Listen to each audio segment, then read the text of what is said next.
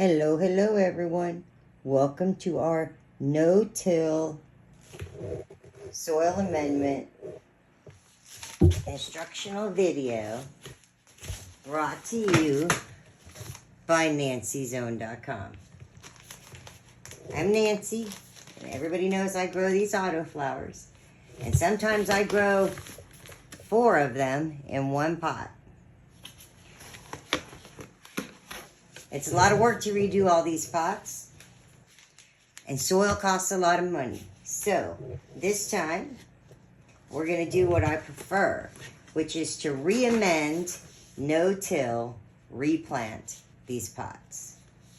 The first thing you're going to need is a couple of tools. You're going to need a tote with some fresh soil. What I have in here is a blend of Paonia and Bioflower from Bio 365. I really like the Bioflower, but it's a little bit heavy, and I love the Paonia because it is deliciously light. You're going to need a nice big screwdriver to poke some holes. You're going to need some microbial inoculant. This is mycorrhizae, many different kinds, like probably 18 kinds of mycorrhizae there, and 12 types of bacteria that are all beneficial to the plant and the soil. You're going to need a little plant food to re-amend with. I prefer BioLive from Down to Earth. It's an all-natural meal mix, mostly fish meal, kelp meal, crab meal.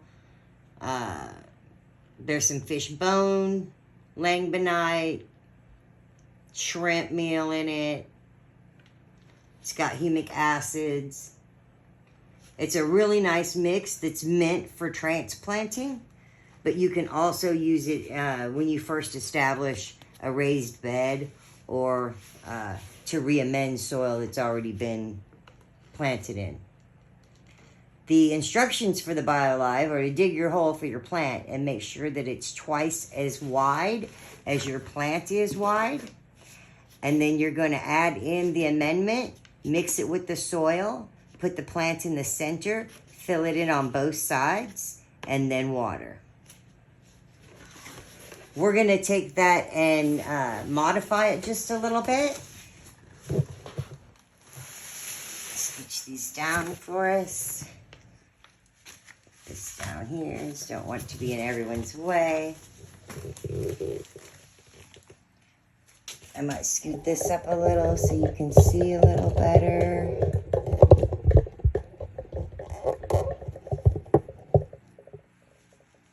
All right. And thank you all for watching. Yes, these pots are left from the last round of autoflowers. Everything in here has been cleaned and sterilized. There was a housefly in here earlier, but I believe I got rid of him. The first thing that we're going to do, you might see a couple of little gnats running around, and I do have a sticky trap right here. It's off camera. You can see the sticky trap. With organic soil and organic amendments, you are going to attract a few critters. So this is one way that you can reuse and re-amend a no-till situation with your plants, and also help keep the pests down. You'll notice that there are stalks in here from the last plants. When we get done, you won't see those. They'll be buried. The first thing you're going to do is take your screwdriver, and you could make 4 holes. You could make 5, 4, and 1 in the center. I like 9.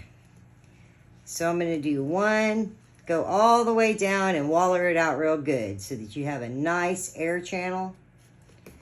This is going to help aerate the bottom of the pot, and it's going to allow the nutrients to get all the way down there, and the microorganisms to get down there so they can break up the nutrients and make them plant available.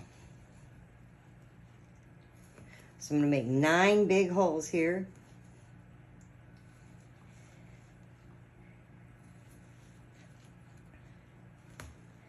Some spots are a little tough to get through the roots. Don't worry about it. That plant is still alive. This root base you can see is nice and green. These are still alive because they're freshly cut. But it's okay to break up their roots because we're going to bury them and these are going to decompose. But we are going to use the network of bacteria and fungi that already exists. It's going to be a little tough to go right in the middle here.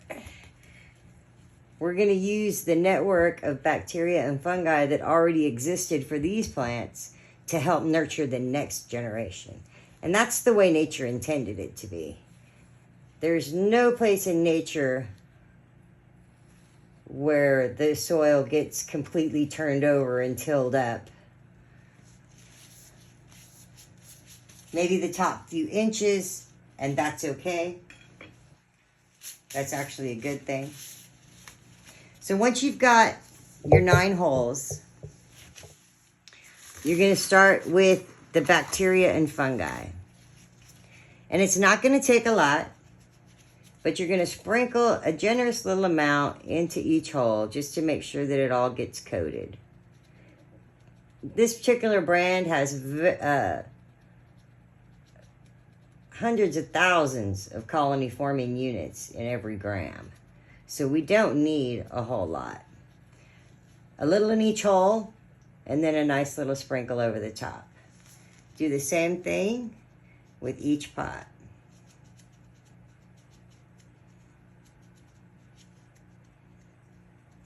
Now, all these critters that we are pouring in these holes are going to get hungry. And they do have a nice buffet of roots and stalks that they can chew on, plus some other organic materials in here. But we're going to boost it with all these meal mixes from the BioLive. I'm going to use 2 full cups like this for each one of these pots. I'm going to real generously sprinkle this in the hole. You don't have to fill the hole all the way up, but if you do, that's okay too. These are going to make little pockets of buffet for your plants. An all-you-can-eat buffet pocket in the soil for microorganisms and the plant. Now, if the plant doesn't need it, it won't grow a root in that area. But the soil is designed to have different layers and different areas where it's bacterially dominant in some areas and fungally dominant in other areas. So we've just added a bunch of bacteria, a bunch of fungi, and a bunch of food to help feed those colonies of microorganisms. They'll break down this food, and then their byproduct will be plant available and ready for the plant to eat. These microorganisms are going to help break down these stalks and the old roots without killing off the communities of good bacteria and good fungus that are already in the soil. The next step, I need to do the second pot. I'm all ahead of myself. The next step, after you get these filled in,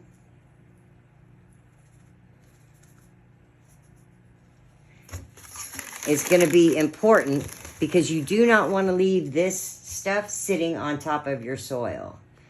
Once it gets wet, it turns into like cat poop, and it doesn't smell any better than cat poop.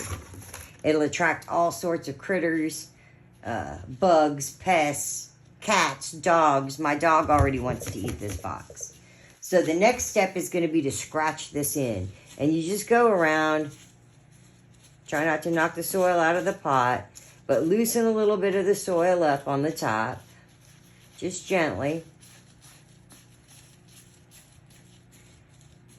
Scratch down into it a little bit with your fingernails if it's a little bit hard or rough around these plants, around these roots. Just scratch down into it.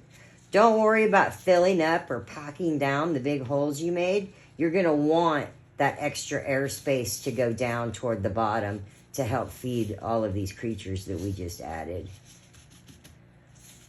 with oxygen and fresh air. The final step, after you have scratched these all up, is going to be to add our fresh soil layer.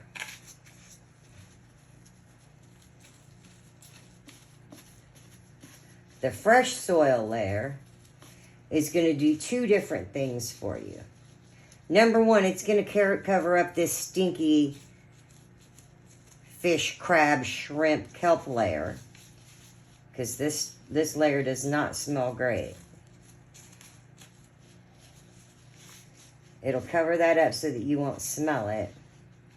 And it'll also make a nice layer for your new seeds to be born into. Now you're going to take the soil and put it on top. You want to add probably about 2 inches. And every grow, you'll notice that the pots shrink down some, even when you start with all the way full. With watering and time, they do shrink down some. So you don't want to fill it all the way, because in case you need to add some water from the top, you don't want it to run off of the pot. But you do want to gently flatten it all down. And our next step, this will be the off-camera step. Our next step is going to be to take our 2-gallon sprayer, add 1 gallon of water to 2 tablespoons of blackstrap unsulfured molasses. You can get it right in the grocery store aisle. That molasses is a natural sugar and carbohydrate source that's also going to feed the soil and help jumpstart all of those microorganisms that we just added.